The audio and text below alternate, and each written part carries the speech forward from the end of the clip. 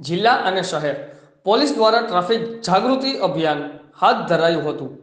નામદાર હાઈકોર્ટની સૂચના અને માર્ગદર્શન હેઠળ રાજકોટ જિલ્લા ટ્રાફિક શાખા અને જેતપુર શહેર પોલીસ સ્ટેશન દ્વારા ટ્રાફિક જાગૃતિ અભિયાન અંતર્ગત વાહનો પર પોસ્ટર અને બેનર લગાવવામાં આવ્યા હતા।